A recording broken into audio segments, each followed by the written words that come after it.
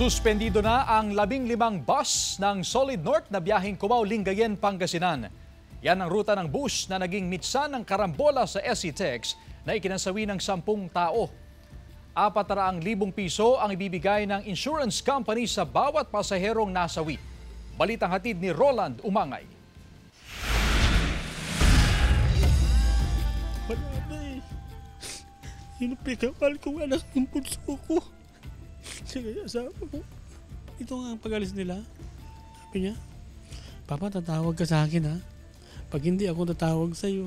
Ito raw ang huling sinabi ng 9 taong gulang na anak ni Elmer sa kanya bago bumiyahe ang bata kasama ang kanyang ina at asawa ni Elmer patungong Pangasinan kahapon. Dadalo sana sila sa isang children's camp na inorganisa ng kanilang simbahan. Namiss ko sa kanya.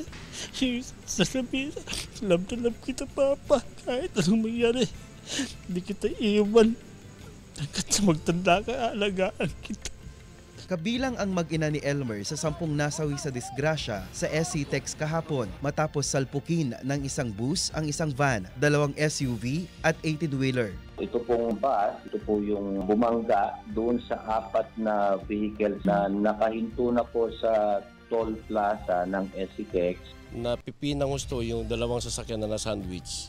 After siyang tinamaan ng bus, sama-sama sa loob nung dinatan namin. Kaya medyo nahirapan kami sa pag-extricate kasi tatamaan mo may tatamaan ka sa katawan ng mga nandun sa loob bago mo sila mailabas. Isa lang ang nakaligtas sa van na may sakay na 9 na tao. 4 na taong gulang ang pinakabatang nasawing pasahero nito. Patay naman ang mag-asawang sakay ng SUV habang nakaligtas ang kanilang 2 taong gulang na anak. Inilipat na sa ospital sa Bulacan ang bata. Iniuwi na rin doon ang mga labi ng kanyang magulang.